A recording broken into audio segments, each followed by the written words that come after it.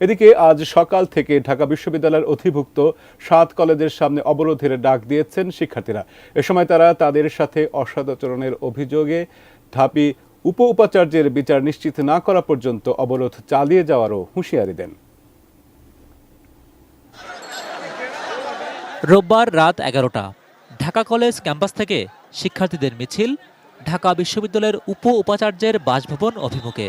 অধিভুক্ত ৭ কলেজের শিক্ষার্থীদের প্রতি উপাচার্য অধ্যাপক মামুন আহমেদের দুর্ব্যবহারের অভিযোগে শিক্ষার্থীদের এই বিক্ষোভ।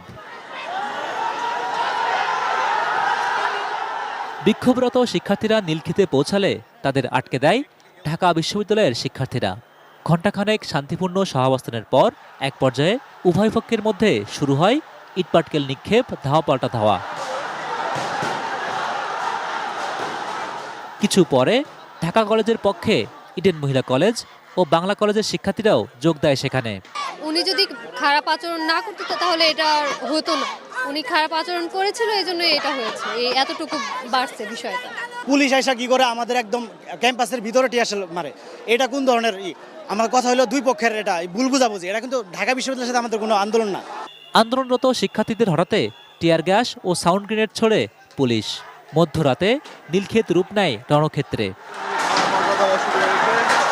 পরিস্থিতি নিয়ন্ত্রণে নিতে পুলিশের সহযোগিতায় মোতায়েন করা হয় ৪ প্লাটুন বিজিবি।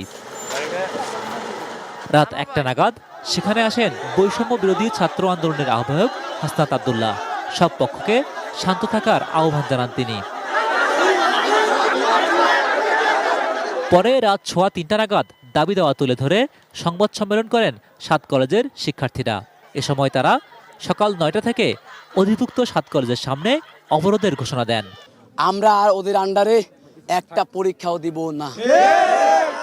কালকের পরীক্ষা বয়কট এবং কাল থেকে ঢাকা শহর অচল থাকবে। দাবি আদায়ে অবরোধ কর্মসূচি চলমান রাখার হুঁশিয়ারিও দেন তারা।